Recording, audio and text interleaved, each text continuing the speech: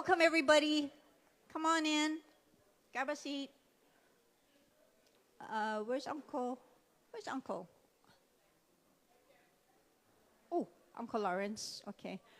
Before we start, just a reminder, the restrooms for some of you, because this is a different site, is the next building to my right, your left. Just go there and go to the very end of that building, okay? And then if you could please silence your cell phones. And if you want to talk sorry with somebody, please take it outside so other people don't have to, turn and stare at you because you're talking while they're trying to listen. Okay. Before we begin our meeting, we always like to ask our kupuna for blessing of our gathering. And I'm going to find Uncle Lawrence here who will give us a pule to ask for the blessing for our meeting.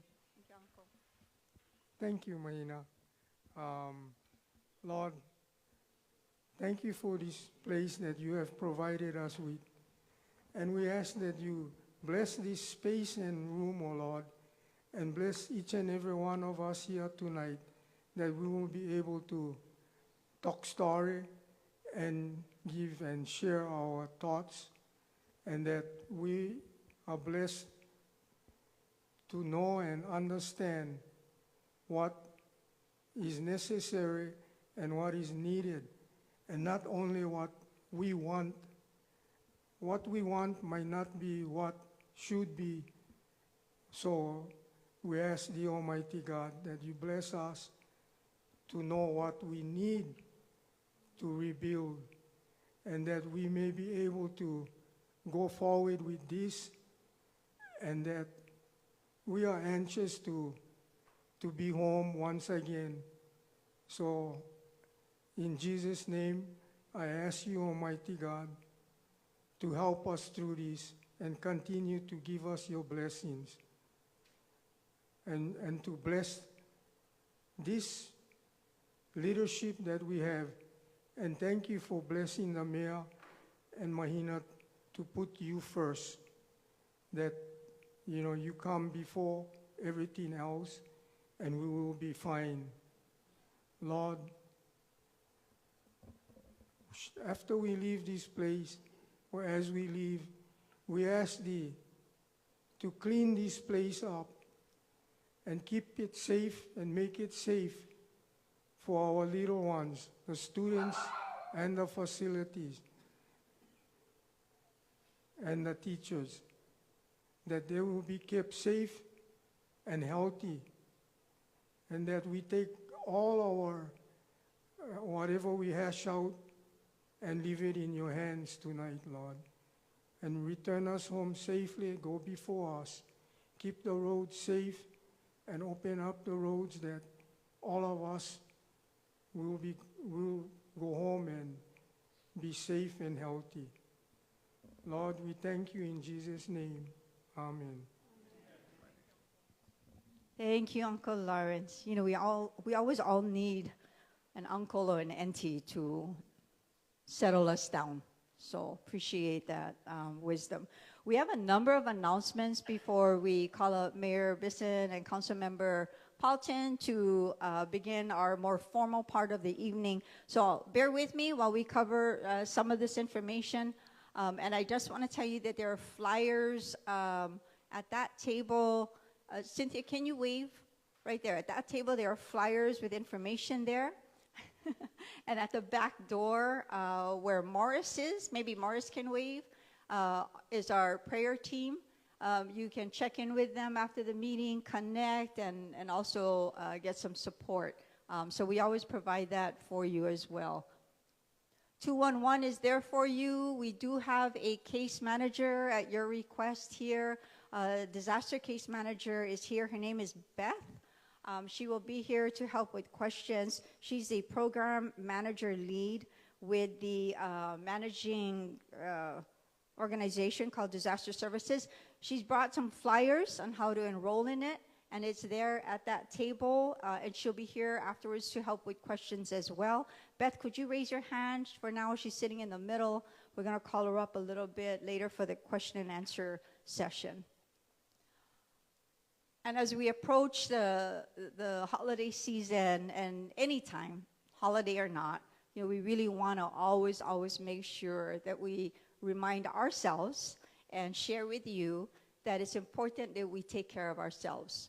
So anytime you need help, make use of the services for whatever reason at any time that you need that.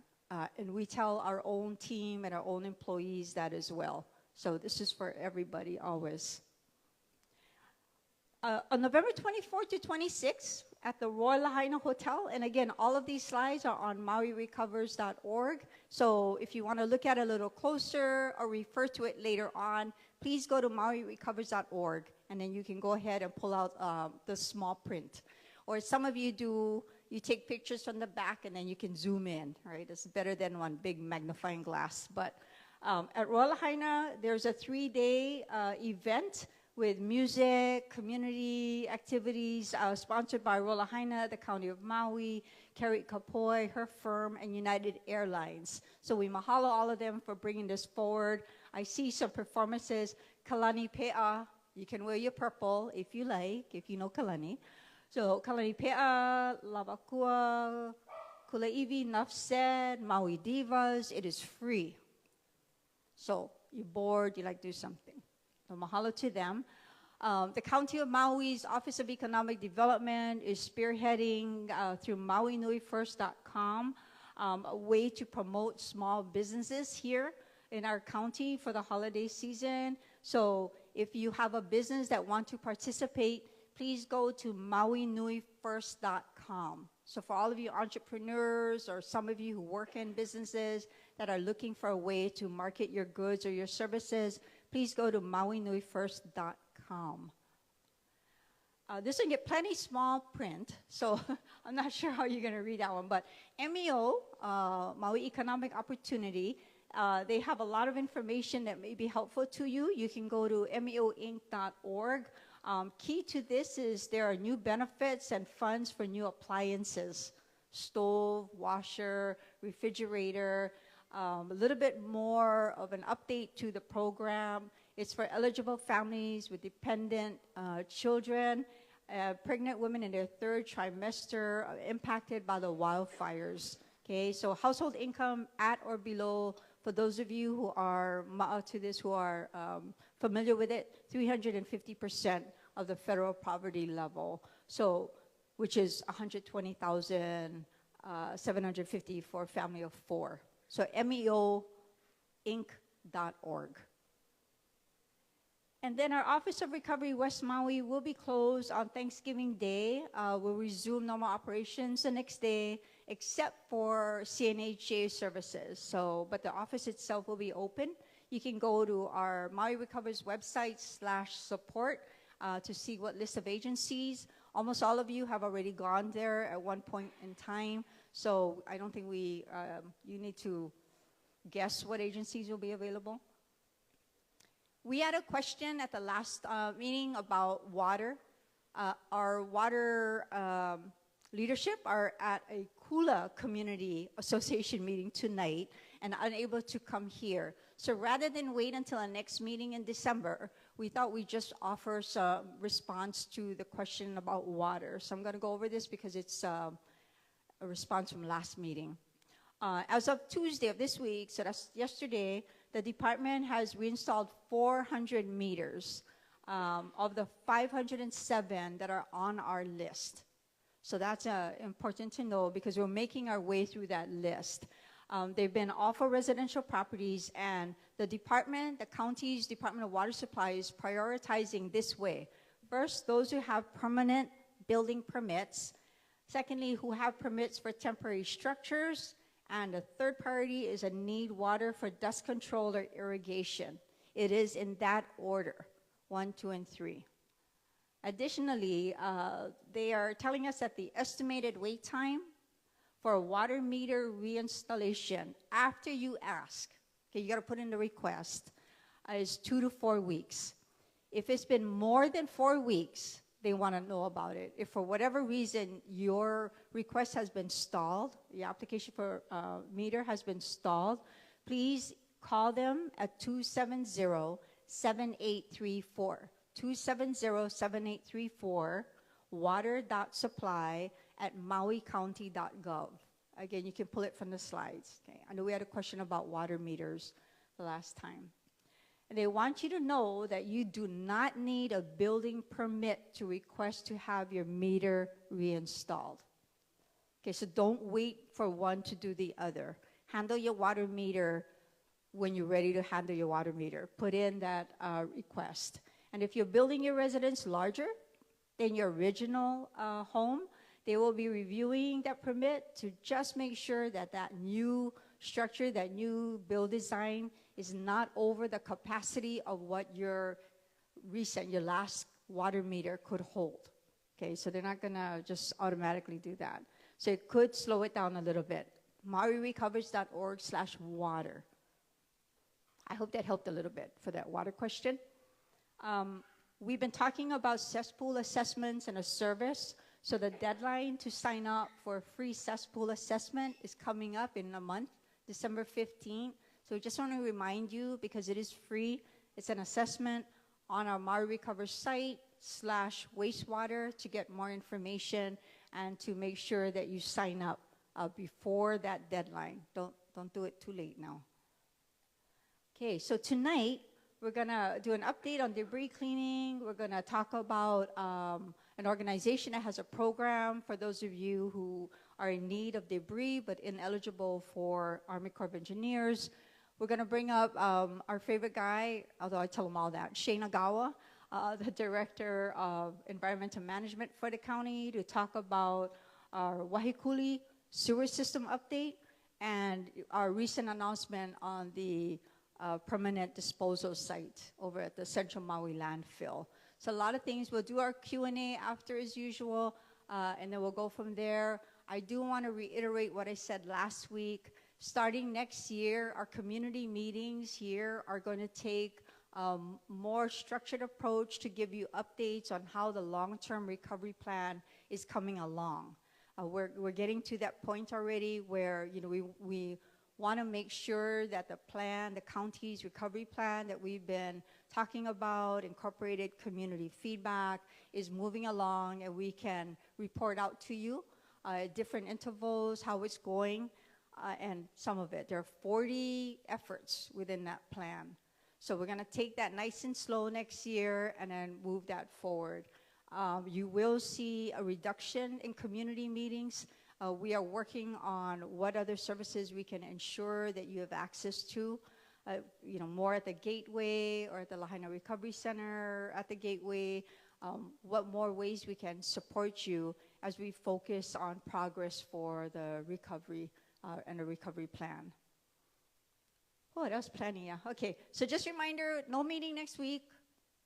And then December 4th, we have a pending request with the Department of Education. We know there are issues with the Department of Health permits on cesspools. We have put in a request today to ask Department of Health to come and respond to those questions. But in the meantime, we'll try to get those answers. And then I believe it was Uncle Lawrence and others who asked about the boats that are moored off of the shore and increasing. So Paul Sensano and the Dobar folks will be here. They cannot come until December 11th. They'll be sharing what they do to enforce it. Is there enforcement? What's happening with all the moorings that are offshore? So they're going to come and help with that. Okay. With that in mind, I'm going to turn over to my boss, Mayor. Aloha, ahi ahi, Lahaina ohana. So I'm just going to talk about two things tonight. The first thing is to announce, and some of you may have already read this in the paper, but this Friday, our first homeowners, Mao and Ariel Ahi, will be moving back into their home over the weekend. So Friday, we're going to have a little thing with them out at their home on Komomai, and I just think that's great news for the whole community to know about. What was interesting about this build is when my team came to me and said, okay, we're going to have the, we're going to meet with the first homeowners to move in. I said, oh yeah, the Alexanders. And they said, no, no. I said, no, the Alexanders, they took out their permit. They were the first folks with the permit. And they said, no, it's, actually they said Ahi. I said, Ahi. Then we found out it's the Ahis they were talking about. Mao works for us. He's a lifeguard, water safety officer for the county. And Ariel is also related to the county. Her mom is our finance director, Marcy Martin. So we're very, very happy for this young couple to be able to do this. So again, that's a win, I think, for the whole community out here. And this is the first, we're going to announce next week, the first homeowner moving back to Kula also. And so that's also something we're excited about. So thanks to Four Leaf. The next thing I want to talk about, though, is a question that Mikey put to us last week. And so here's a slide. We put together, Wendy Talmodo did all this. These are the temporary housing units that equal 1,032 that we are currently working on, either under construction or in design. The one that's completed is out at Kapalua. So I don't know if you want me to go through each and every one of them, but as you'll see, we have 50 units in Wailuku. The 346 is Kalai'ola, which is, it says here 346. Originally, that number was closer to 425. But what I will say about that is they have 37 units, but they also have units that they are willing to put onto people's private properties as well. And I want to say about 57 of those. And if you're somebody in this room that was contacted, you would know about that. So that's part of their program. The La'iku we just passed along the Lahaina Luna Road here. Those are also 16 units. Lahaina Luna is in design, 47 units. Honoke'ana, which is out in Napili, is also under design. And Hale'ola'i'e is our Hagai, the old Hagai University campus in Kihei. We have 88 folks that are occupying that right now, and there are 87 other units that are under renovation. So we're looking at that coming online. The state's program on this side is recent. It's on the design as well. 54 units. The Kilohana will provide 167 units. FEMA is going to move in the first 25 to 30 units, homeowners, this Friday into that. And then there are some other sites that are noted here throughout West Maui. The Kapalua Village, which was put in for those employees out in Kapalua. And the Ohana Hope Village is the unit across King's Cathedral out on Pu'unene and Kuihelani Highway. So those are the current units that we have on Maui that are temporary. We didn't bring the temporary, the permanent slide, but there are about another 1,000 units there, and that's throughout the county of Maui. That includes Lanai as well. So we have several programs there. But I hope that answered the question that was asked about what is currently either available or to be available with regard to temporary units. And if you have any questions, Shane Nagawa can answer those questions. So, all right, thank you, everybody. Aloha. I'll act to call up Tamara Paulton. Yes.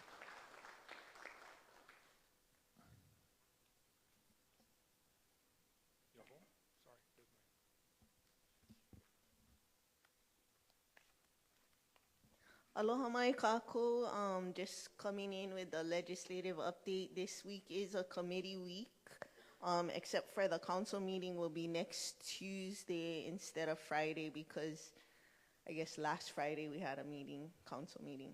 So on Monday, in the What's Up committee, chaired by Shane Sinensi, we passed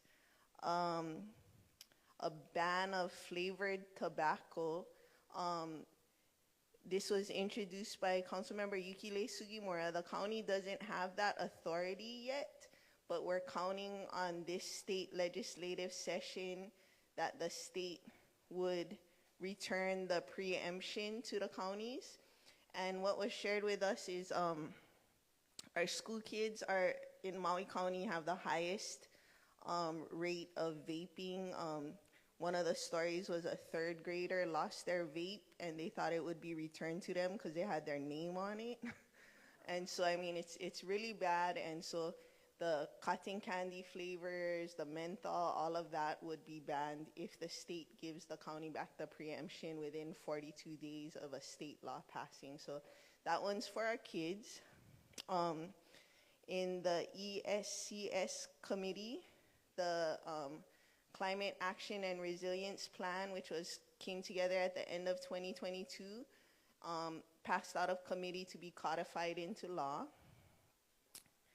And in Tom Cook's Water and Infrastructure Committee, we passed authorization for the mayor to enter into an intergovernmental agreement with the Army Corps of Engineers for technical studies. This isn't relating to the disaster. It's a service offered to all counties, but we need to authorize the mayor to enter into that. And the reason why the Army Corps of Engineers would be preferable to just like Bowers and Kubota, when the county contracts out to regular engineering companies, they have to still manage the contract, and that takes engineers on the county side, which we're real low on.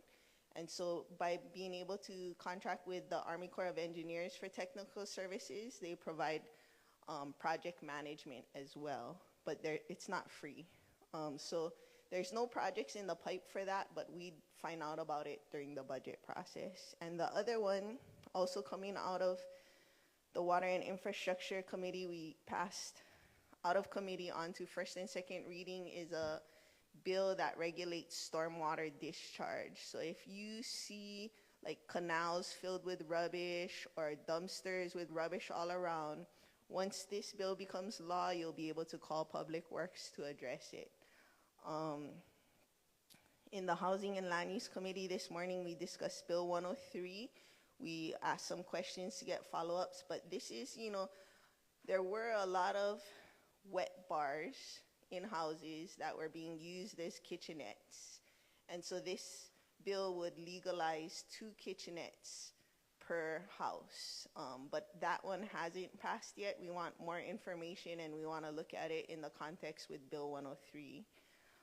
In the DRIP committee, we made some headway on the Pulelehua project. We learned, you know, with a private water source, once the Department of Health certifies the engineering report, then they can move forward to subdivision approval and building permits. But the engineering report's been with the Department of Health for over a year. So the next ask, I guess, is if anyone knows someone in the Department of Health that can push that forward, we could have possibly 800 more rentals available.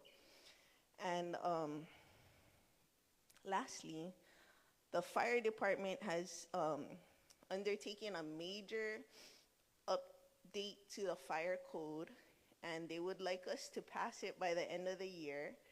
They put a draft version of that update on the council agenda for November 26th.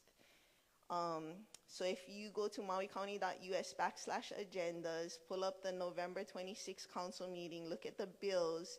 Bill 159 is the draft version, and so that'll be referred to my DRIP committee for, I think, December 3rd or something, or that Wednesday, might be the 5th, and then we'll take it up because they need it passed before the end of the year.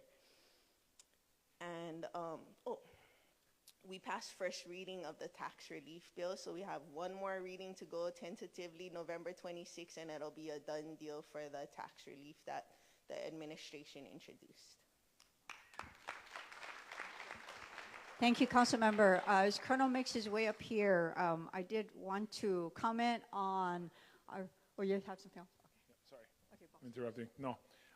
So I wanted to thank Councilmember. She mentioned that they have put forth a bill that if you see any debris in culverts, you can call Public Works. You can call them now. You don't have to wait for that bill to pass. I think when the bill passes, it's going to make it an automatic thing for them to respond.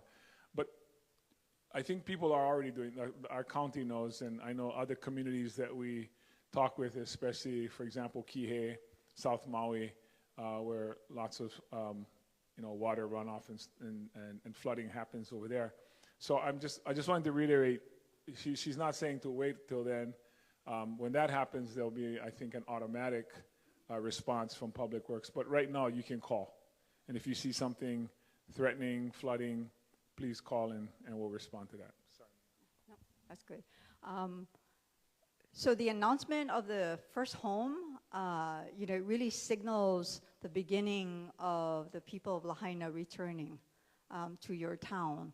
But what I found really profound is I know you all know the Ahi Ohana and Mau Ahi.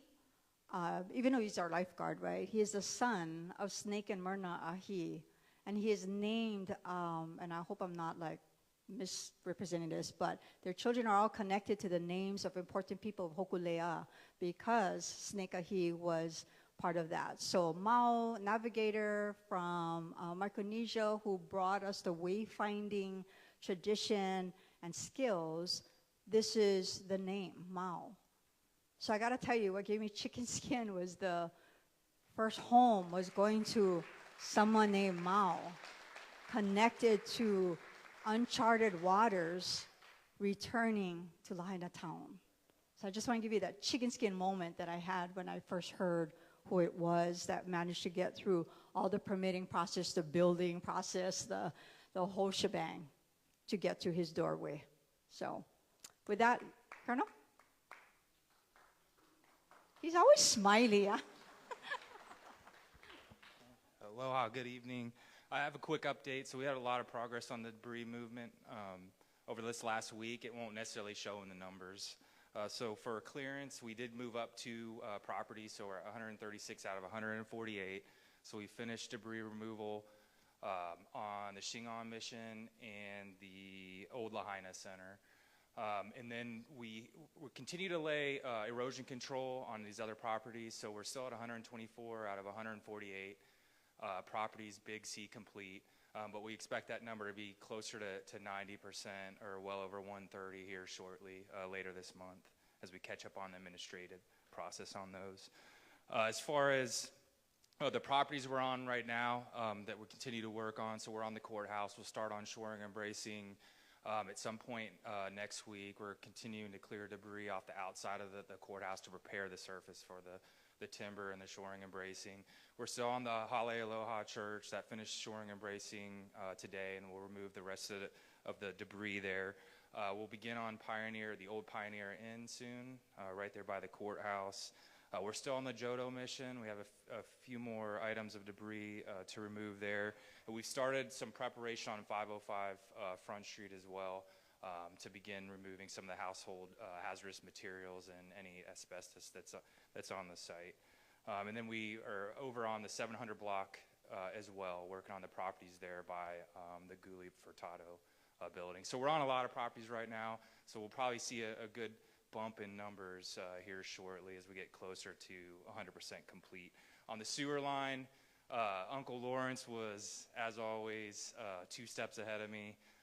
So to answer the question on the lateral cleanouts, those will be, the asphalt will be removed from that area, and then we'll cap, a screw cap on those so that the lateral cleanouts can actually be, used in the future, and then homeowners will know where those are at, just right outside their property. So that's coming shortly, so I appreciate the question on that.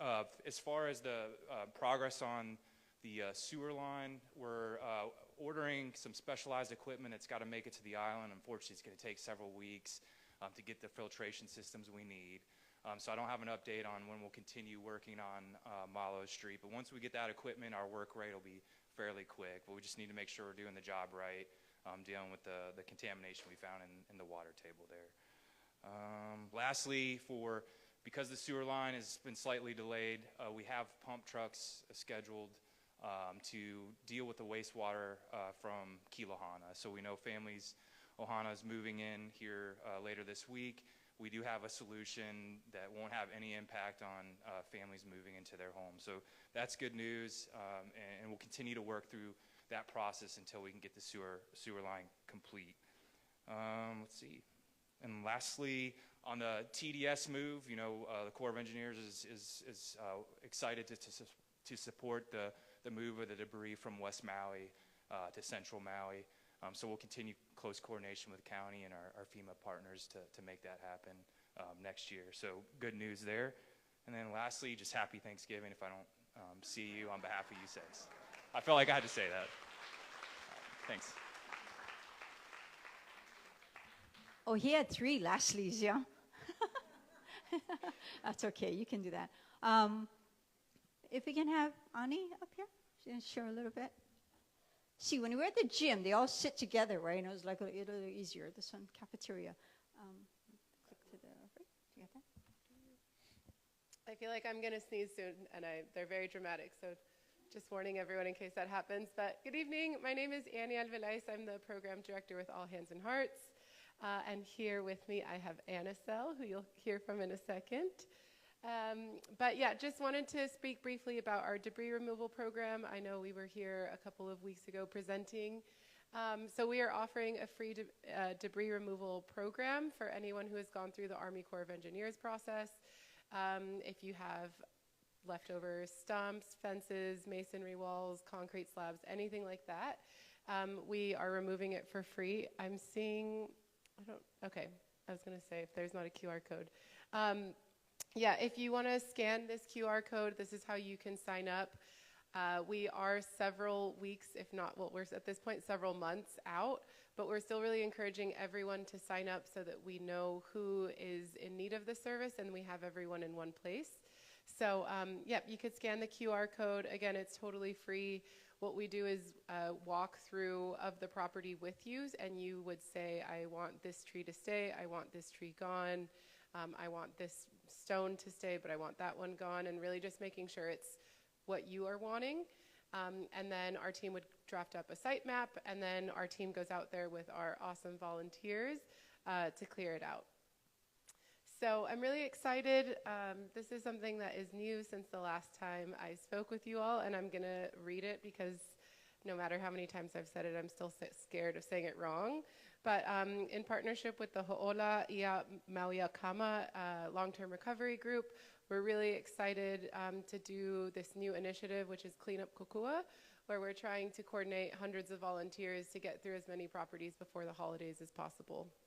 So we have 3 days that are listed here, which are like our super, we call them our super ineligible debris removal days, but that's a mouthful. So Clean Up Kokua is a little bit easier, where we have up to 50 volunteer slots in the morning and 50 volunteer slots in the afternoon, and really just trying to encourage people who want to come out and join us to come and do so. I recognize that most of you, if not all of you, are here for resources in your own recovery. So don't ever want it to feel like pressure that you need to come out to join us, but everyone is welcome. If you're a part of a church group or maybe some kind of a service group, or if wherever you work, if they do community service hours, we really want to encourage anyone and everyone who wants to join to come out here. So before I say mahalo nui, I just want to introduce Anacel. She's one of our awesome volunteers. We have Arthur back here, if you can say hi, Arthur. Arthur has joined us, yeah. Claps for them. They're the ones that are out there every day doing the work in the brutal Lahaina sun. Arthur has joined us all the way from China, and Anacel has a bit of a shorter commute from Kahului, but has been really integral to our part, so want to give her the floor as one of our local volunteers. Aloha, my name is Anacel. I'm up here tonight because I really believe in this organization. They have been, I think, empowering homeowners with this ineligible debris removal. So for the first time, I went to Front Street, helping them out on a property, and it was really hard for me because I'm sure like everyone else, I haven't been there. It was just really difficult. So when I went there, just for the fact that I looked around, these are people from all over the world coming to help our community. And, you know, we as a community, we can help our own one property at a time. And I go on my days off, and if you guys know anyone that can come over and just help us, and we clean weeds, we break concrete, but you don't have to do any of this. You can rake also, but it's just a way for our community to heal and just to help us move forward. So it was really exciting to hear that first property having that first building permit. So anyway, hopefully I see you guys, and if you know anyone, please come and volunteer.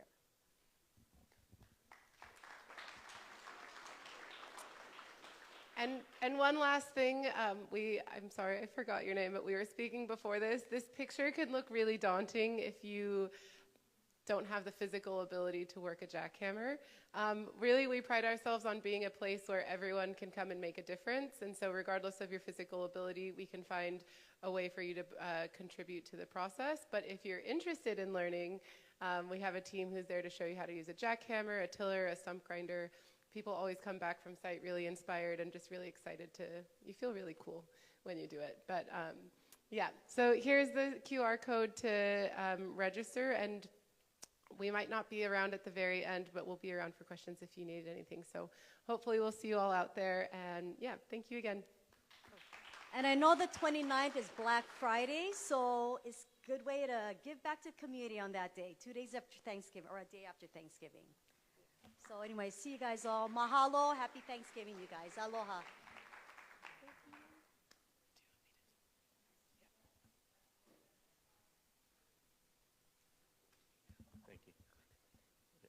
Wow, Mahina, you're not going to introduce me. Nah. Good evening, everybody. Shane Agawa, Director of Environmental Management. Tonight I'm going to share with you and give you updates on 3 different things. The first thing is going to be a wastewater update. You've seen this before. Before and after. This is, sorry, I'm in the shadow. So on the left, this is the Kuhua Camp area. That's the area we've been working on recently. 28 lots, this update.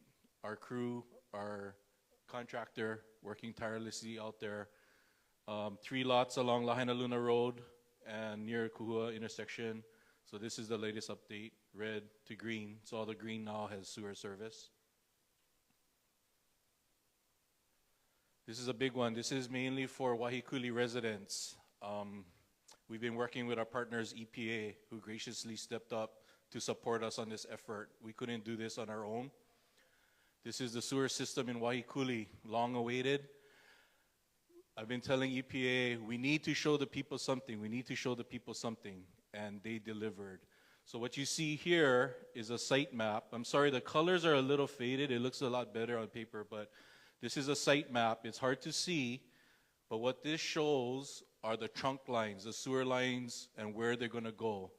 Why this is important? This is going to allow you to start preparing. Some of you have already started building. A lot of you haven't. Most of you are on cesspools, some of you on septic.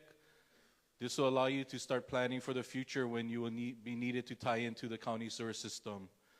Don't worry, this presentation I believe is going to be on Maui cover, so you can go in there later, zoom in to your lot, figure out where the trunk lines are. I must say that this is a work in progress. This isn't final. This is the initial preliminary site plan, just to give you an idea of where those lines are going to be. The colors, hard to see, but there's some colors, lots that are in green. The green denotes lots that can have gravity laterals and tie into the sewer system by gravity. There's some lots with yellow. Those are lots that may have some elevation constraints where you may not be able to flow toward the roadway, toward the sewer line with a gravity system. However, there are some easements in place in between lots. The difficulty is that those easements are not dedicated to the county at this time, but they are strategically placed there for a sewer system to go in so that those yellow lots could potentially gravity flow to a sewer line. The lots in kind of orange there are lots with elevation challenges where might not be able to sewer gravity toward the roadway or toward the main sewer line. Possible to have these lots be serviced by a grinder pump, meaning you'll have a pump on your property, a small one, grind it up, push it out to the roadway, going uphill, and then into our system. These are for homes that are lower than the roadway or where the sewer line is going to be. You can't gravity flow uphill, obviously, so you're going to need a pump, push it to our line. Now again, this is not set in stone. This is just the layout of the lines. They're still working on it with their consultant AECOM. There isn't any elevations on these lines yet. So, for instance, if there's a row of orange lots that have elevation challenges, if the sewer line is low enough in elevation in the road, some of those lots may be able to flow with a gravity system and may not need a pump. So this is a work in progress. It'll change. Go to the next slide. And I'll go back to this slide so you can make the connection. This is what we call an elevation view or typical section. So as you can see, we're holding the same colors, right? The green lots, you can gravity flow to the sewer line. The yellow lots, you may need to use an easement. So in this case, you may need to have your line tie into one of those easements that you'll see that's already in the subdivision, or if your downside neighbor is agreeable to grant you an easement, you may be able to cut through someone else's property. Now, to let that happen, your neighbor that you're cutting through is going to need to grant you an easement, so it'll be between neighbor and neighbor agreement. The red or the orange are the lots that are elevation challenged. And you can see there's a grinder pump in the black circle. The sewer goes on the lower side of your lot where the grinder pump will normally be situated, and then you pump it up into the county sewer. Again, if your home is on the low side of the road, but your house is at an elevation where the sewer line in the road is lower, you may be able to gravity flow toward the road. But until we get elevations on the system, we won't know which lots this will affect. And I'll go back so you can see the color-coded, red, green, and yellow. Red, green, and yellow. And again, this will be on Maui cover so you can kind of cross-reference and see what kind of situation your individual property is going to be in. I want to stress the importance of having this information, again, is so that people can prepare on how to tie in to the county system once that's operational. Per code, as I mentioned before, when the wastewater reclamation division gives you notice that the county sewer is complete and functioning in front of your lot, by code you have 180 days to tie into that system. So what we want to make sure is that people who are rebuilding in Wahikuli, if your cesspool is in your backyard and the county sewer is in your front yard, it's better to make provisions now in your plans with maybe a stub out so that you're not going to be tearing up foundations, trying to get your sewer connection to the county road. So keep that in mind. And again, this is a work in progress. We plan to have a Wahikuli community meeting sometime in the future. We're working with the mayor's office to plan that. We want it to be a fully comprehensive meeting, so not just on wastewater, but all different aspects of Wahikuli. But as long as we keep getting updates on this, we'll be sharing it with these Lahaina community meetings. We'll pass on what changes, and then you folks know what changes as far as the color of the lot, if the lines change, easement situation. We'll keep you updated along the way until we have the Wahikuli subdivision meeting.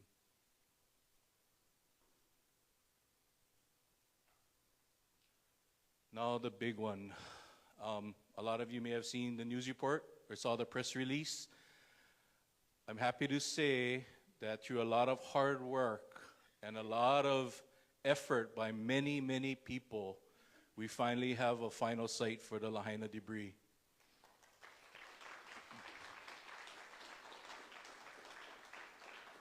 You know, as I said before, I'm just the face and the messenger at these meetings. There's been a lot of people and a lot of effort, as you can imagine, throughout. Mayor was an integral part. Mayor's office, our solid waste division was huge. I can't imagine how many hours that I've asked them to put in to work on this.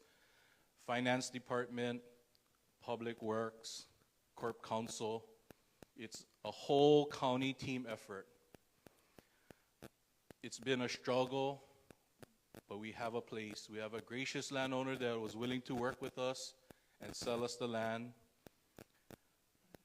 I want to give a shout out to a certain person who, I try not to name names, but this person, this team that I mentioned, we went like the 99 yards on a football field, right? Grinding, working hard, pushing through, and we were at the end, and we just needed to cross that goal line, and this person sealed the deal for us. He took it across the goal line, and that is Managing Director Josiah Nishita.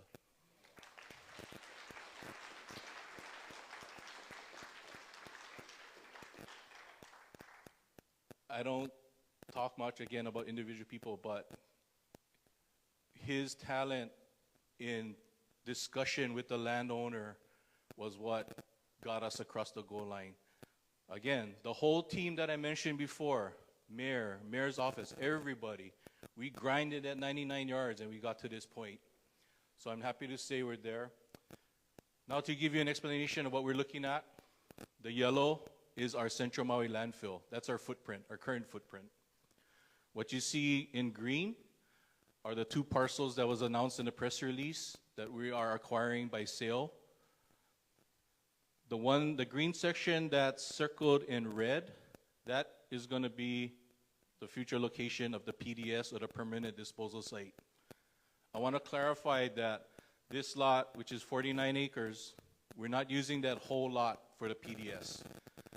We don't need all of that for the PDS, and Solid Waste Division is working out the numbers to see how much of that we need based on the topography of that. It's a previously quarried site, so basically a hole in the ground. So is the other rectangular portion. That one is 30 acres, but that one is currently being quarried. There's a quarrying operation. So the sale that you folks heard about in the news or in the press, the deal is for both of those properties. The 49 acres, a portion of that will be for the debris, and the remainder is to secure waste management land for the future of Maui County. I want to stress that at one point we were concerned about landfill capacity.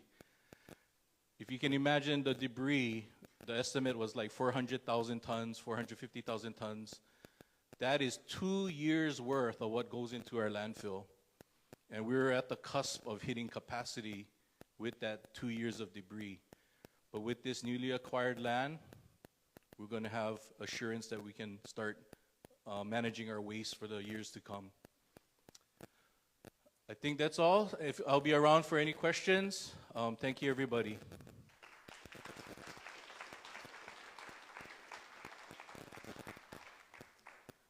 Thank you, Shane. So that was Shane Agawa. Since he's all habut, I didn't introduce him.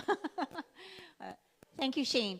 We're going to take some questions tonight. As always, you know, we're approaching, believe it or not, our 40th meeting. Like, wow. I know. I'm like, wow, myself. So, as always, raise your hand. We'll come to you, and we'll do our best to manage that. Okay, we're running a mic over. Oh, Mayor. I don't have a question, but I just wanted to make one more statement. What you also heard previous to tonight is that we had instituted an eminent domain action against another landowner who had property up in this area. We attempted to buy that property. That was not successful, and so we issued an eminent domain. That has now been dismissed.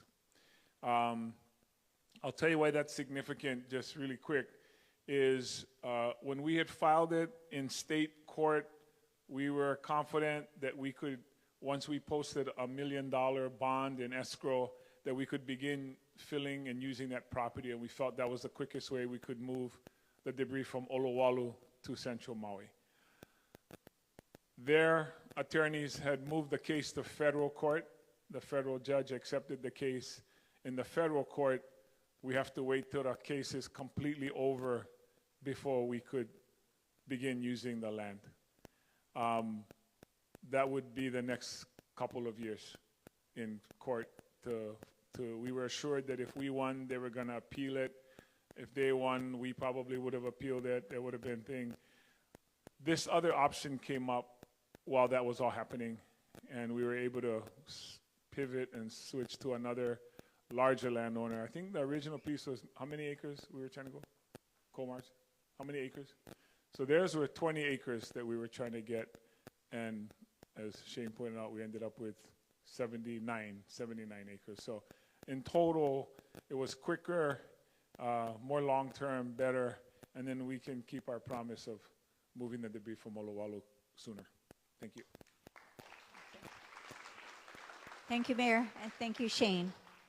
So two really big things, right? People moving back into a home in Lahaina. We're moving forward with this, making great steps forward. I know I saw a hand. Oh, the gentleman right here. Go ahead with your question, sir. Good afternoon, and thank you for letting me address this topic. I think it might be pertinent to other folks. I have two issues that I'd like to share tonight, if that's okay. I'll make it as quick as I can. My name's Tom Ravey. I represent the Lahaina Residential Condominium Complex. It's right next to the Siemens Hospital on Front Street, Mauka. We are in the midst of drawing plans and getting our permits in. And we are running into a stone wall with the historical district. And this is delaying the process for us to get a construction estimate, which is required by our insurance carrier. We have about $3 million sitting out there right now that we're not receiving because they're waiting for a build estimate. We gave them some other estimates, but they wouldn't accept them. They only will accept a quote for rebuild. And a little background on our unit, we are a condominium complex, but we have never in the history of our complex allowed short-term rental. We're over 50% owner occupied, and the other units are long-term rentals. So we provide housing for the West Maui area. We're nervous about what's occurring because we're reading about the Cultural Resource Committee and their inactivity, they're not meeting, and we know that we're designated as H1, and it's only because of our proximity to the Siemens Hospital that we're designated that way. Our property was once owned by Kamehameha III, I believe, but it was sold, way back in the day, and there's nothing really historical about our property other than our proximity to the Siemens Hospital. In addition to the delay of getting answers on what we need to rebuild to satisfy them and our concerns about the Cultural Resource Committee, is we would like to build in a fireproof manner. We would like to build with materials. We met with the fire department. They gave us direction. We told them what we'd like to do. They approved, but when we were able to speak to the folks from the historical, I'm not sure what the department's called, but they were telling us no.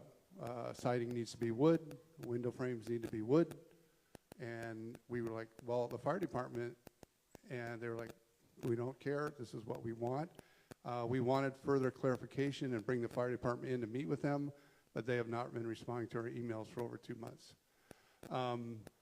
So this delay is literally costing us about $10,000 a month in potential interest occurred from receiving our insurance, the balance of our insurance payout. So these are real. It's also, of course, delaying our ability to get our folks back in other houses.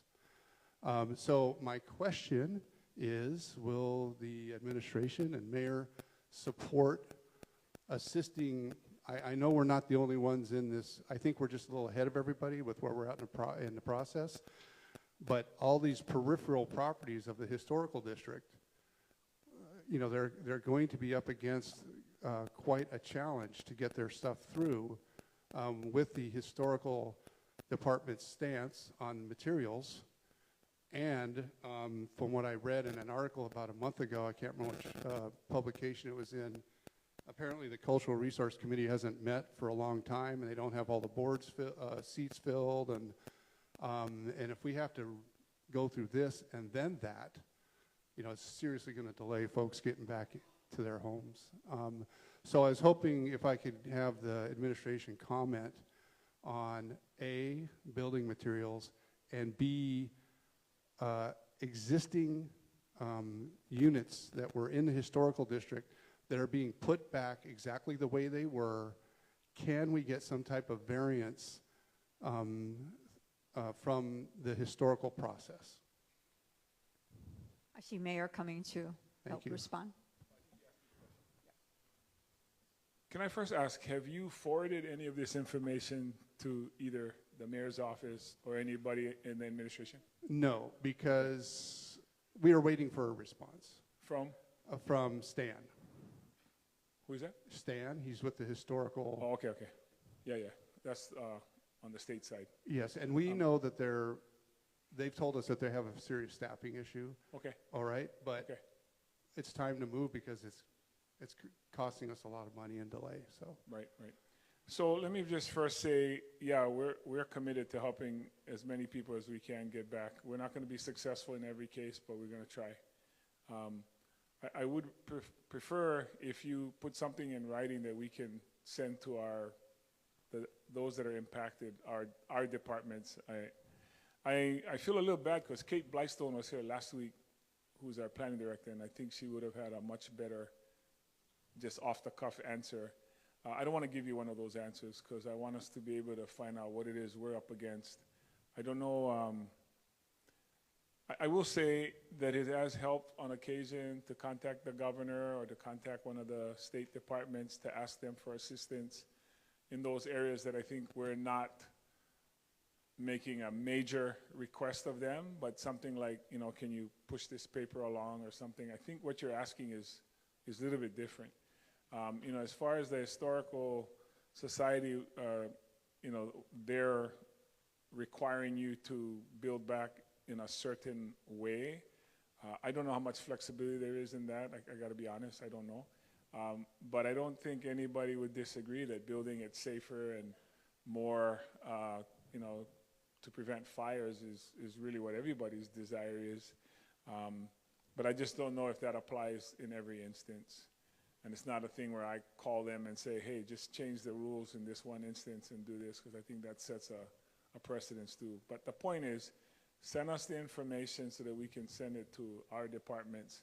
But right now, it sounds like you're stuck in Shipty. Let me talk about the other thing you asked, though. We have lots of boards and commissions that are pending approval at the council level. And so obviously, if you want to let your voices be heard and known about which, if you know anybody that's on these commissions or boards that you want them to be approved, I don't think it's anybody's fault. It's just one of those things where we have lots of openings and some people want to be on boards and a lot of people are not willing to serve on boards, but they have to have a minimum quorum in order for them to act or to make decisions. But that's one of the boards we've heard a lot about more recently, because before this, not as many people needed a certain approval. Right now, it's significant. So we see that too. So all I can tell you is we're trying to get those folks on those boards and commissions. I appreciate that. Does the administration, it sounds like the administration is supporting building in a fireproof manner.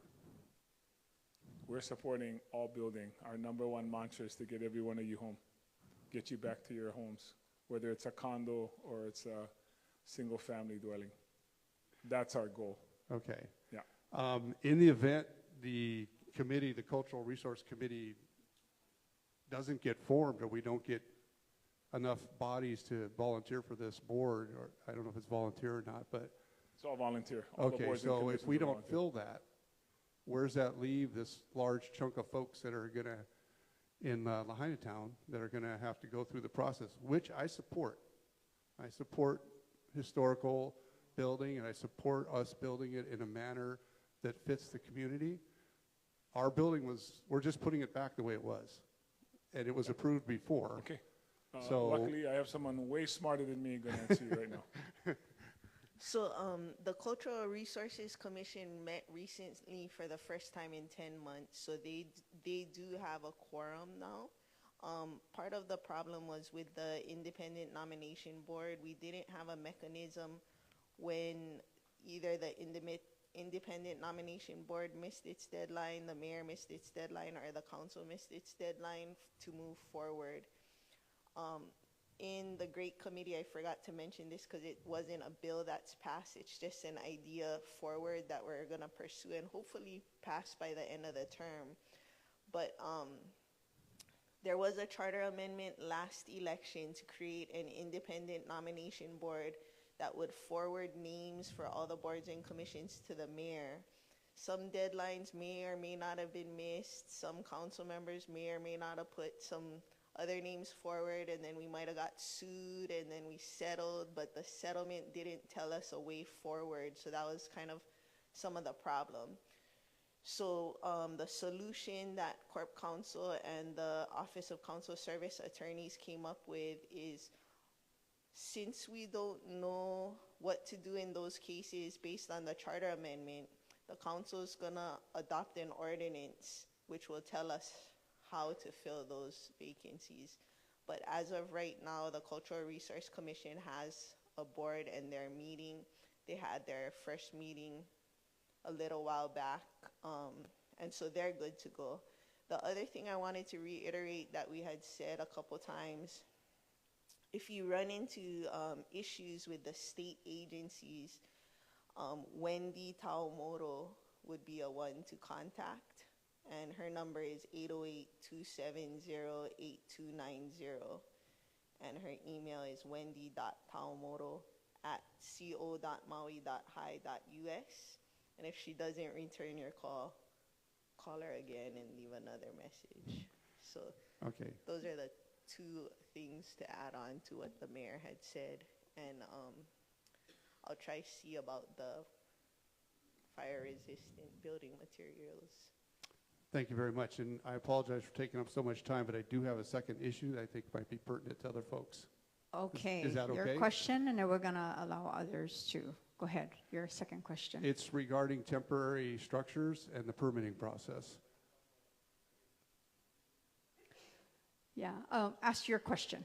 Don't tell us your situation, just ask us your question. Just what's the expectation for an expedited temporary housing permit? You know, we're talking about placing a tiny home on a lot.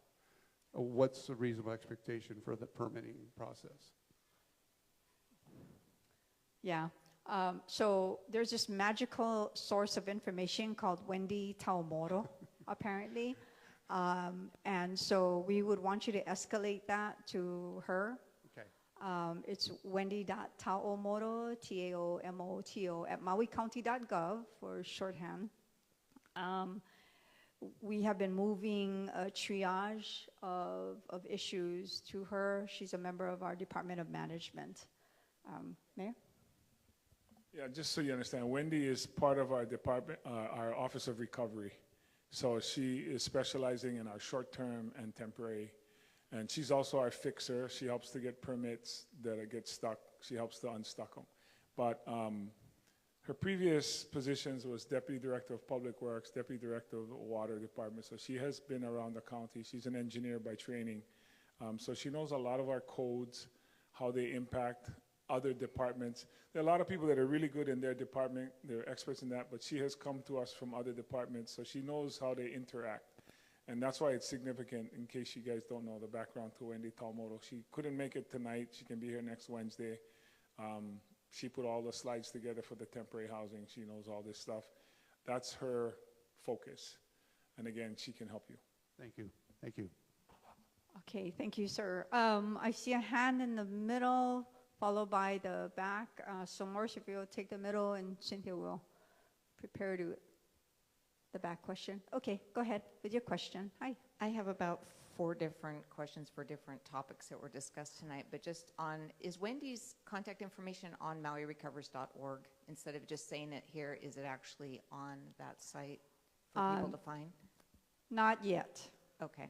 And then my next one would be for possibly something the county could work with the state historic preservation department, is because I have the same concern, is we want to build with fire retardant materials, but at the same time we want it to look like an old cane house. So this past Sunday I stopped by the credit union with my husband down here at the bottom of Lahaina Luna because it did not burn, and it looks like an old building, but that's a new one.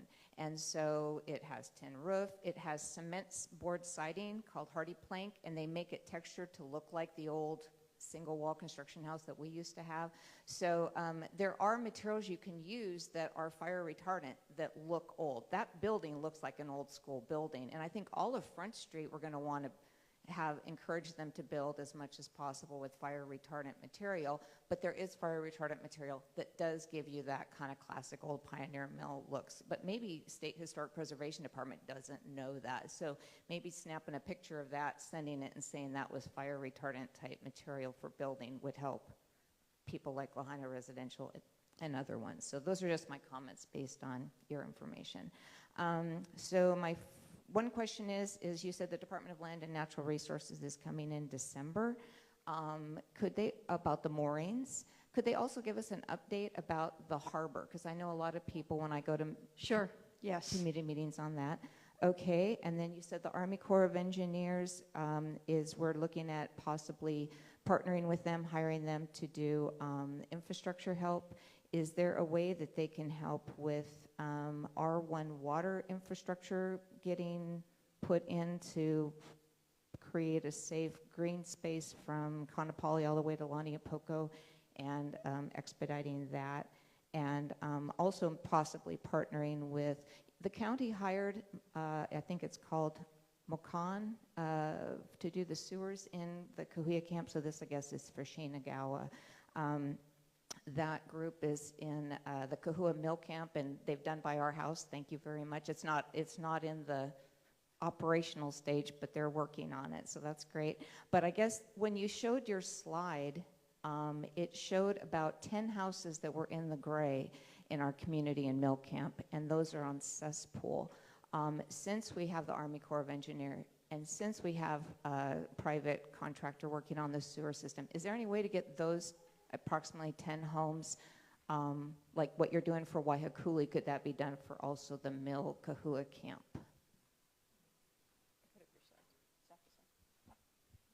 That's a good question. I think I addressed this before. Maybe it was with an individual and not the group. So those types of clusters or individual properties that are gray that are on cesspool, our plan is going to try to implement that into our 6-year CIP plan. We've already started that to kind of help with the crossover or the conversion of cesspools per the mandate by 2050. So we have one in Kihei, Waikapu. We're looking at other communities where these clusters occur, and we'll be trying to insert that into our 6-year CIP plan as smaller projects. So we'll get there. We have a lot of other things to do, as you can imagine, but that's our plan. We're going to address those in these smaller projects. Okay, so it can't be done with the group that you've hired to do the Kahua Mill Camp. It can't be done now. The answer is no, because that's under a contract specific to the disaster repairs. So Gotcha. yeah. Okay, and will you be showing them, like you showed these folks, like where the tie-ins would be for people who are rebuilding in Lahaina that lost everything? There's about 10 homes in the Kahua Mill Camp. For those folks, like, we know where our tie-in is, so when we build, we know where to go, but they don't. Will you be able to do something like what you did for Waihakuli and show them where they would be able to tie in once that happens in 5 or 6 years?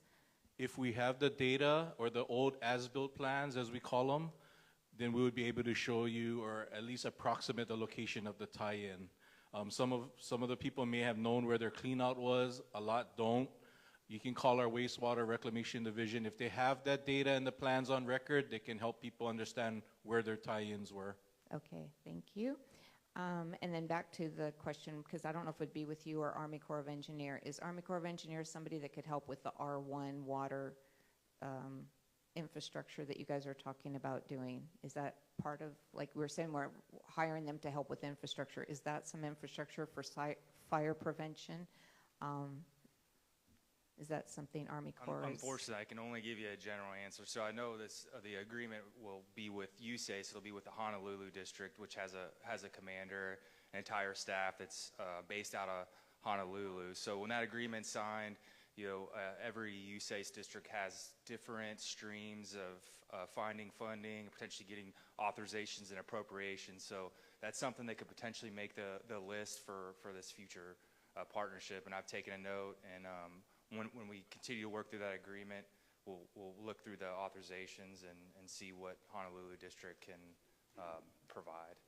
Sorry, I can't give you a better answer No, than that. that's good. You're willing to follow up on it and ask the question. That's all I'm doing is asking the question. Yeah, it's probably not going to come from the emergency funding that we're getting from FEMA now. There's other authorizations and appropriations that may be available to the Honolulu District. All right, I want to give other people a chance to ask questions. I just have one more question. Okay, that's for like Tamara 5 Paulson. questions. Can I ask that one? I know, but they're all different people. I know, but how about we let other people ask the question, and we'll circle back to you, or we're going to run out of time, and I see some people anxious to ask questions as well. So we'll go to the fellow waiting patiently in the back, Cynthia, and then Uncle here has a question as well. Go ahead. Yes, I have probably my concern is with the Department of Health, that they's taking forever to approve the plans. I came 2 weeks ago to expose my case, like take them like a month to review the plan, and they send me the first comment like I just need the hire some engineers to certify my septic that is good so they can give me the permit.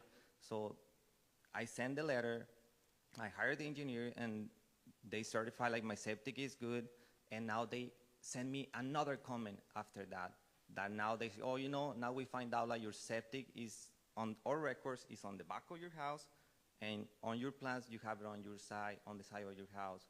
So now you need to hire again the engineer to do something. They don't tell me what to do. You say you need to address this, but they don't tell me what to do.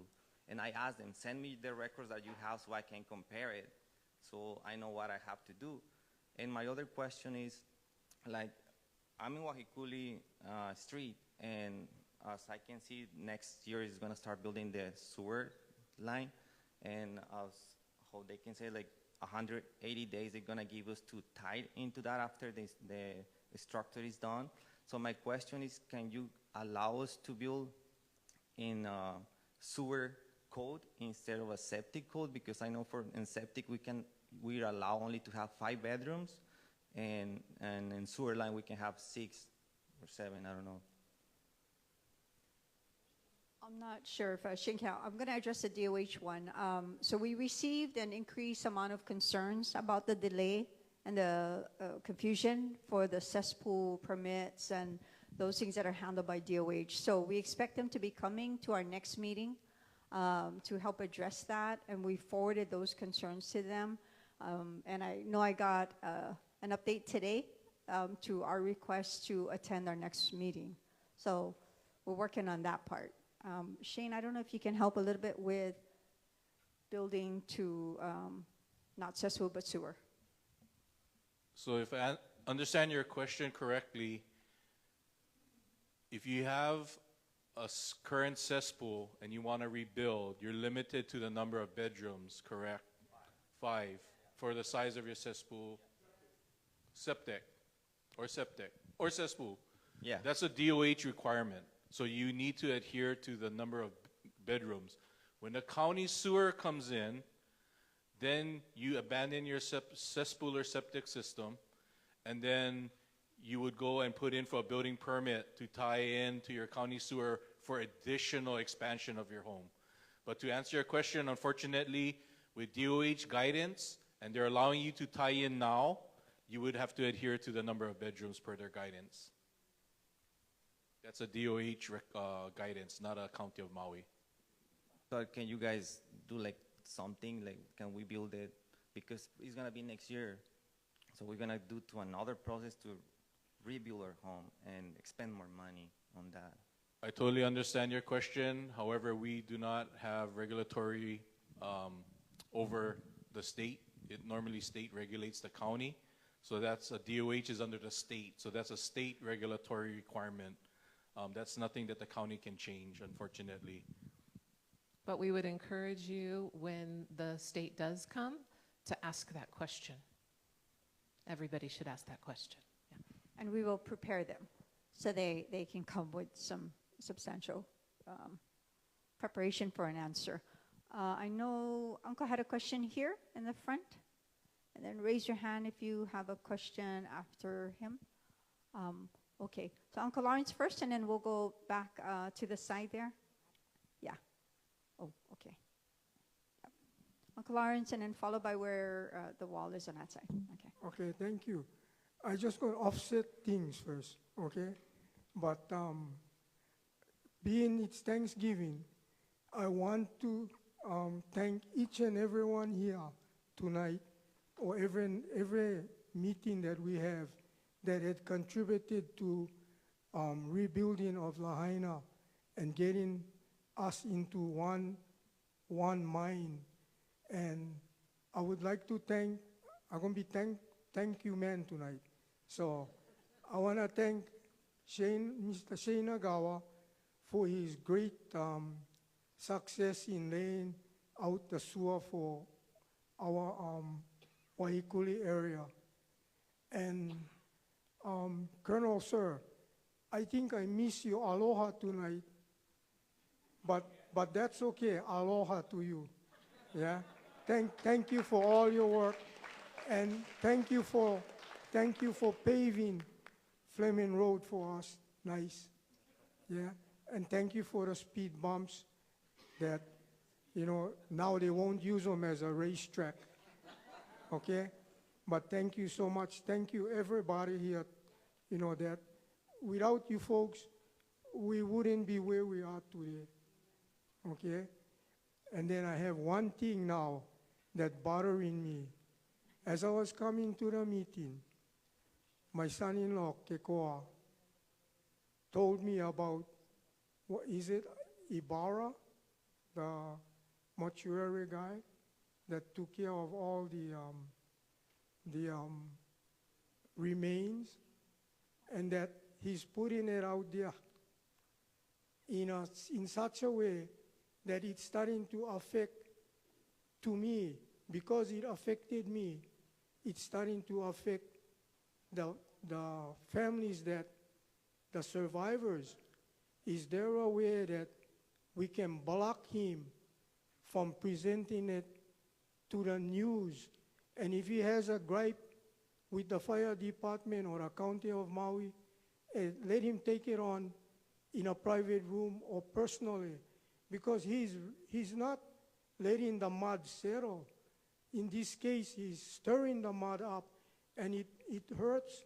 It's affecting me, and I can imagine how it's affecting those that, has suffered, and they're still going to suffer for years to come. But with this kind of action, if he has a gripe, then let him take it out and see if somehow we can block him from presenting this within the news and affecting the very ones that are suffering. I mean, that is my sincere thought right now, to see if somehow, I don't know, maybe somebody in the room has a way, to block him from exposing this kind of, to me, as rubbish. I'm so moved by the loss of the lives that even now as I speak, I cry. It hurts. But he don't make it worse than this. So I don't know.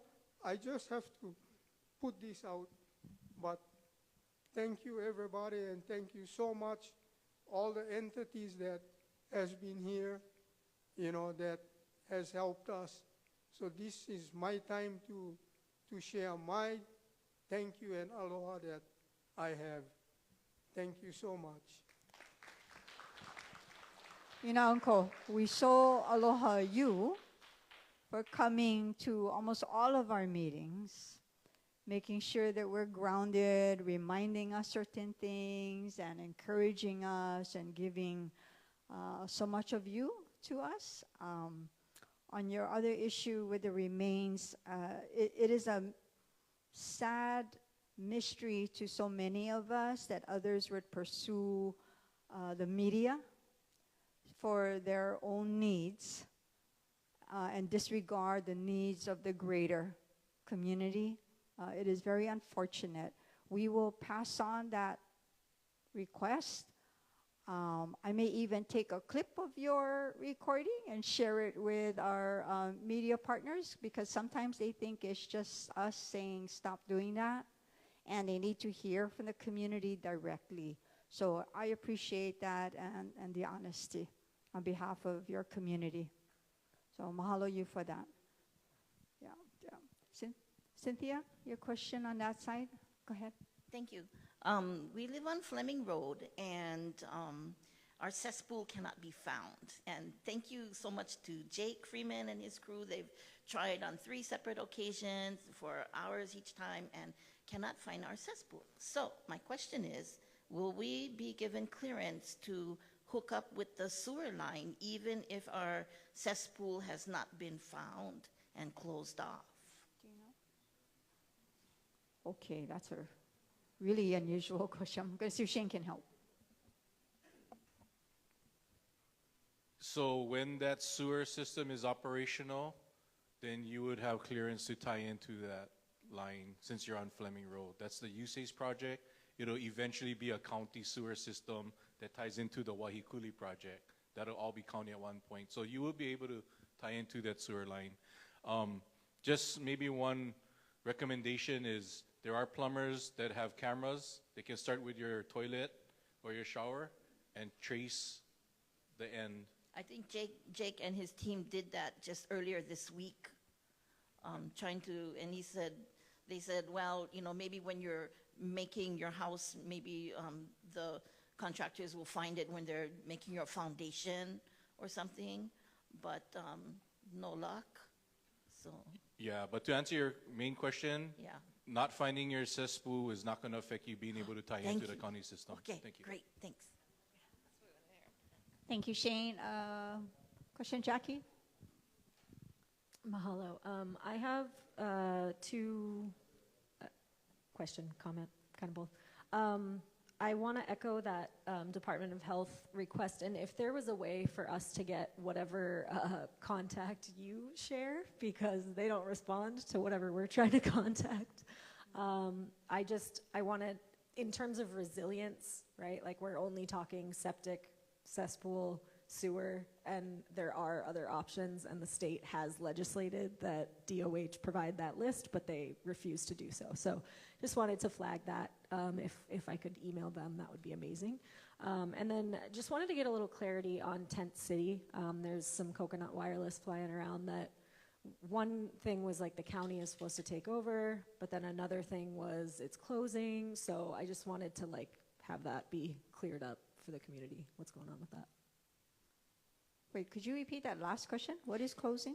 Yes, so there's Coconut Wireless that Tent City is closing. So the, what is it? Pu'uhonoa?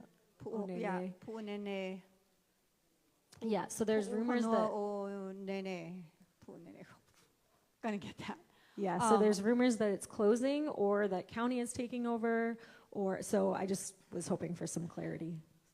So that's news to me. And I see Mayor nodding his head. We will poke around a little bit at it. It is not on our radar. It is a state-run organization under Project Vision. So we are not involved in any takeover or discussions of closure. So if that helps a little bit. Okay, and on your Department of Health, for many months, Dr. Fink, the head of DOH, and Dr. Kathy Ho, the division head, had been coming here, so that's who we'll be inviting back to help us. All right, so did that help? Yes, I just, I have asked this question to Kathy Ho, and there was really no answer. She kind of was like, by email? No, in person at one of the meetings, and she said, oh no, that list exists, and then I looked for it and it doesn't exist. So okay, we'll bring her back and ask her to bring that answer. How's that? Okay. I saw a hand right there, but before we go there, some questions that are coming on from online.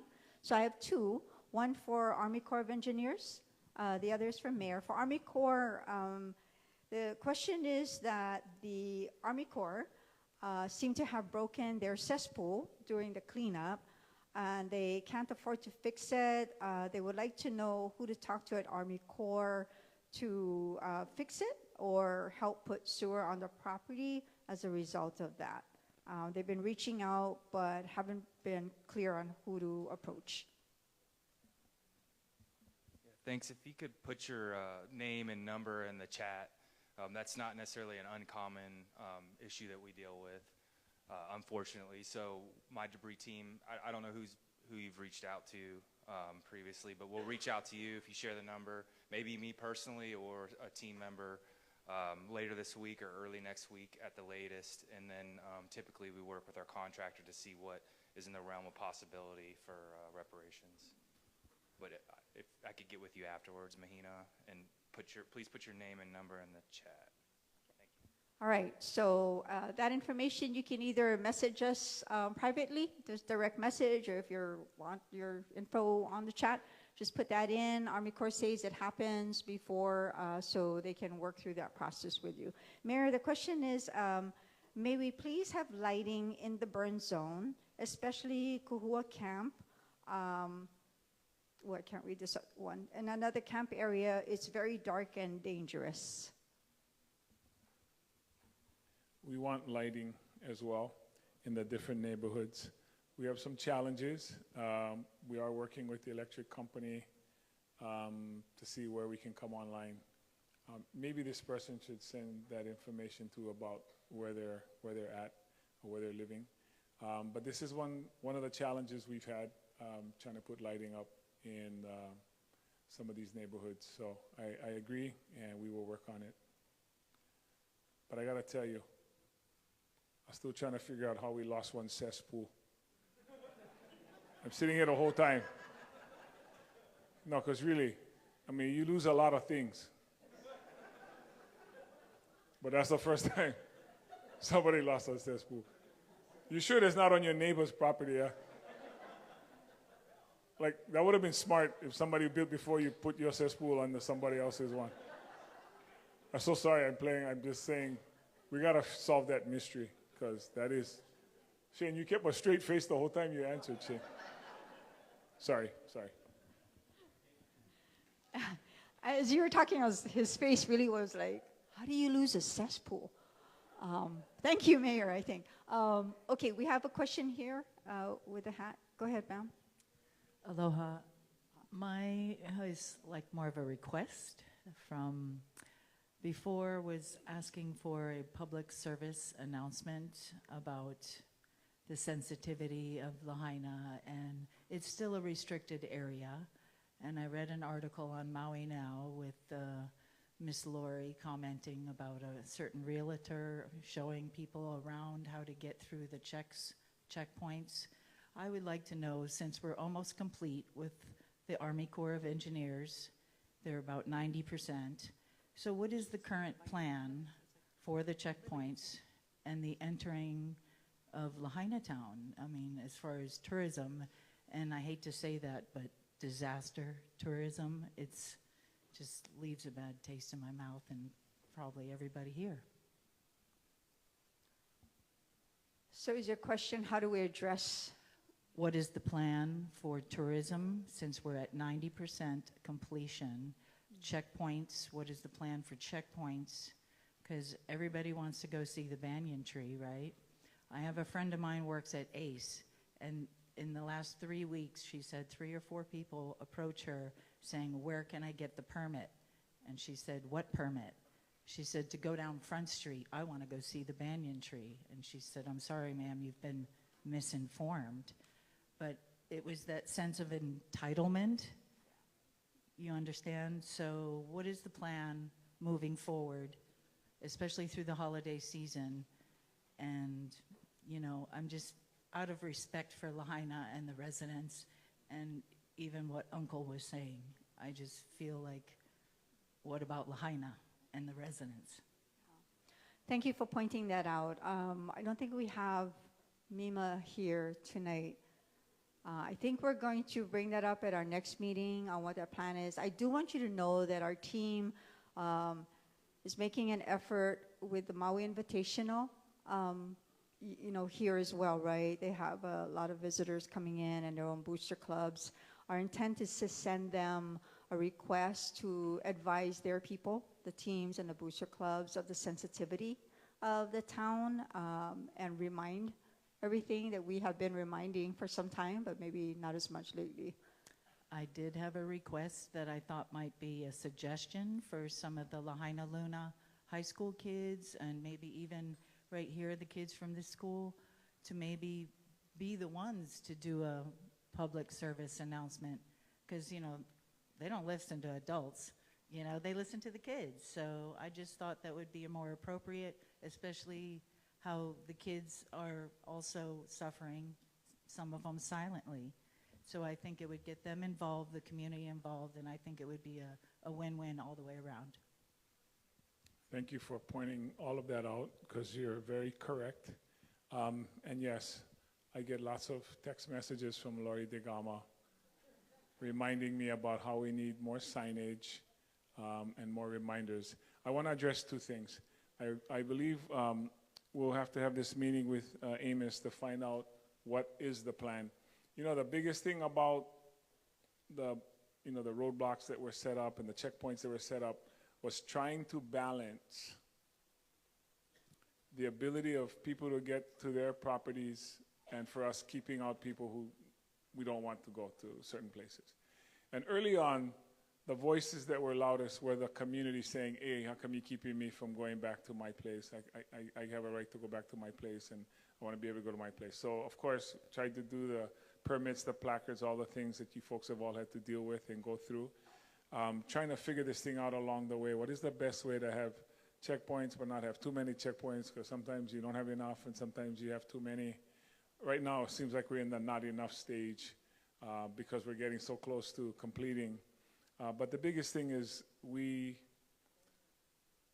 may or may not have a legal right to keep people from going to places. Not that we don't want them to go, because we don't want them to go. We just got to make sure we're not dealing with something once the debris starts to happen. That's one concern. But Cynthia, she wants to. But the second thing I want to say is particular to the Maui Invitational. And I also know that this can be controversial. There can be people in favor and people against. That happens on every issue we deal with. But what I want to say is I met with these folks today. They have a website out there that talks to their visitors about how they should be respectful and behave when they come. But each of the 8 schools that are coming also put that out to each of their fan base and each of those folks that are traveling here. They were told in each individual team and boosters how to behave and how to respect when they come to this particular tournament. So this is the Maui Invitational's 40th year here in Lahaina. Well, not all in Lahaina. There were 2 or 3 that they played, like last year they played in Oahu. But, so I think they've extended or established a long relationship over time with the community, with the town. We know several of the hotels are fully booked with lots of the boosters and teams, and that, of course, is a help to our community for that to happen. But they are like returning family members who return every year for their reunion, if you will. And I just want to point out they're a little bit different groups than other groups that come because this is their annual event. I mean, it's called the Maui Invitational for a reason. And so, you know, I'm not trying to defend anybody, prop up anybody. I'm just saying that they took the steps that they could take to tell their people how you folks feel. I understand that there is a delicate balance between tourism and the feelings and the support for the Lahaina residents. We have to honor both and really support our visitors, especially the Maui Invitational, and I agree. But also, out of respect for the community, and it's still a construction zone down there, I believe the goal was by January, but also understanding that there's no comfort stations, restrooms down there, and I'm sorry, I grew up with 2 brothers. That's kind of gross, but I just don't want any more disrespect, iwi kupuna and all. So just be prepared for everything. And have to, like I said, juggle that delicate balance. Thank you. Oh, thank you. And yeah, I mean, there's a lot of, I think, steps that we need to be mindful of. Not obviously our community foremost, but also to make sure that we can enforce whatever it is we're going to be putting out there, what we're going to require people. You know, there's bad actors everywhere too. I mean, as much warnings as we put out, there are people who are opportunists. There are people who are trying to make money off of this disaster. You know, we have reports of people stealing from construction sites. So we are submitting legislation this next upcoming session to increase the penalties for people who steal from what we're calling disaster, hindering disaster recovery. So those are bills that I hope I'm not speaking too early and that our legal guys are not alarmed by this, that I'm not saying it. But for that very reason, if you want to steal from somebody who's trying to recover, you're going to pay a bigger price than you would have paid if you just bought the damn thing yourself. Or if you just committed any other kind of crime. Because it's hard enough as it is for people right now. And when somebody walks outside and their trailer is gone, luckily it was found and it came back. But the point of it is it should never have happened. Now, I'm going to tell you right now, probably wasn't one tourist who took that trailer, if I can just be frank with us, you know, just among ourselves and the thousands of people watching online. But I would just say I mean, it's the old neighborhood watch kind of thing, right? And luckily there are cameras that neighbors have and others. But we got to be mindful who we blame for what. I didn't mean to go down this road on this topic, but we should be frank about taking care of each other, protecting our personal property, but also the property of others, especially those who are trying to help, you know, our families and doing all that kind of work, and then you gotta deal with that. So I guess this message is to the local community too. Hey, you know what I mean? Not that you should be stealing in good times, but you shouldn't be stealing from anybody else who's trying to help somebody else. And we can all help with that messaging too. Tourists have their own issues, like you said, yeah. Maui, go to the wrong places, be on the ele, they like see what everybody doing and getting. But that's a little bit different than somebody stealing from somebody else too. So we just got to be mindful. And the lights and the security have to do with that. People want lights and security so people don't steal the building materials. And then, of course, if you keep out unnosy tourists, perhaps. Yeah. Thank you, Mayor. On that theme, online, before we go to the next in-person question, there's a question from online. Now that Lahaina Luna Road is open, can the county close the gates to the water department road? It's dangerous nighttime because there are no lights there, and people are still using it. So we will forward this request to our Department of Water Supply on that gate and confirm the outcome when we meet again, or if you go there and you find the gates closed, then we solve that part. Go ahead. Oh, I lost track. Where was that question? Oh, right there. Aloha. Yes. Aloha. This message is for Shane. Hi, Shane. Just, is there a timeline or any estimated kind of understanding of when the PDS will be ready, constructed and ready for the TDS materials to move? And then do you know about how long that might take to transfer all the materials?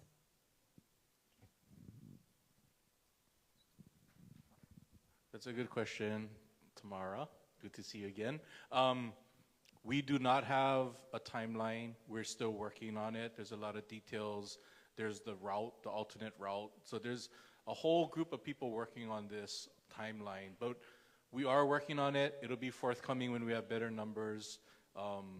Yeah, that's all I can say right now. It'll be next year, I can tell you that, obviously. We still need to design, permit, and build the PDS, right? We acquired the land, but we still need to build it. So unfortunately, I don't have a timeline for you, but yeah, we are working on it. And I'm sure we'll be continue to come back to give updates on that transition, the time frame, what people can expect to see, because that's, you know, if you all remember the early discussions, there is going to be a lot of truck traffic when we get to that point. As we take it over the Pali, we'll begin to take a firmer look at using cane haul roads, all of that, right? So that's all coming. It'll be a long discussion. For the online person that asked about the gate for the Department of Water Supply, could you tell us online in the chat what was that question? Oh, is that where the base yard is? Our deputy director wants to know. Okay, no mind. I see everybody nodding their head. Okay, we will let I texted him and he was like, "Is that the one?" Okay, all right, we will work on that one. Thank you. Is there another question? I saw a hand up somewhere. All right. Otherwise, we've been at it for a little while. Oh, yeah. Okay, we'll go back to you because you were patiently waiting to finish your questions, your list. Go ahead. I might have missed it in the presentation, but I thought it just said about temporary housing sites. Tamara last week was commenting on people who were turning down the housing development north of the bypass here that's the permanent housing. But I have talked to at least 3 people in the past week, young families from 1 to 4 children who are trying to get into that and have to turn in their pay stubs, but they're not getting any straight answer. If they can move in, when they can move in, I would just say it doesn't affect me, but it affects our community a lot, and it would be really nice if there was a reason, maybe they could come and do a presentation here explaining what the problems are or holdups so we can try to get people into permanent housing, because I do know that there are a lot of people who want to get in there, and the excuse that they're refusing it, that might be true for some, but that is not true for all. So did we find out any more about that this last week? Yeah, we can absolutely invite, but I see council member coming up. Or maybe can you take that mic right there? And let's go with. Sure. I went to the site. The houses look beautiful. I was supposed to meet with the developer when they came, but it was the same day of the fire at Ma'alaya, and so we didn't meet up, but that's a good idea to invite them. And then the other thing, there's been some complaints about emergency evacuation gates being locked. And so I've been also texting with Administrator, former Chief Lono Kailua Hewitt, and he was willing to come to explain to folks the process for the evacuation locked gates and answer questions too. And he was gonna send someone next Wednesday, but I told him we're not meeting Thanksgiving week, so come the following Wednesday, and then maybe he can address that other issue as well. Thank you, council member. We'll take one final question. I thought I saw a hand up. I'm starting to see like ghost hands now, you know, because we do this all the time. If not, we will be here. I do want to point out Beth, because there was a request for a DCM, a disaster case manager, to be here. So they sent their lead. So if you have a particular question that she can help with. I see a hand up. We'll have you as the last question of the evening. A microphone's coming your way.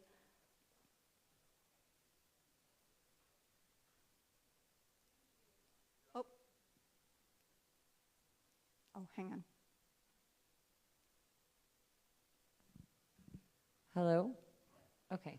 Hi, my name is Lori Betzel Nielsen, and I am so sorry that I'm so late, but I had family stuff, and now here I am, and I'm glad I'm getting to ask this question. And it might have already been addressed, but from what I understand, power lines are going up on Front Street where new builds are happening. And I know that because my husband is a builder, and he's starting to build a home on Front Street that is awaiting permits. And apparently there's a line where they can directly tie into the power as of right now. And so I know that the sewer was addressed, but I'm also wondering what was addressed as far as like undercover or underground power lines. I see many neighborhoods have underground power lines, and I don't see why we cannot have that in all areas on Front Street, on Mackay side of the Highway 30, and then we can start working on Mauka.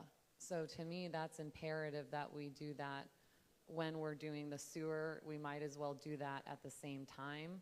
And so I'm just wondering what the plan is with undergrounding the power lines.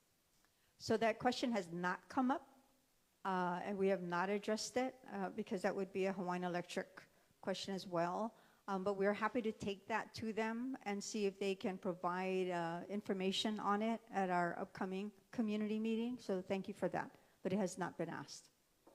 All right. So with that, I want to say thank you very much. Have a very, very blessed Thanksgiving, and mahalo everybody. Aloha.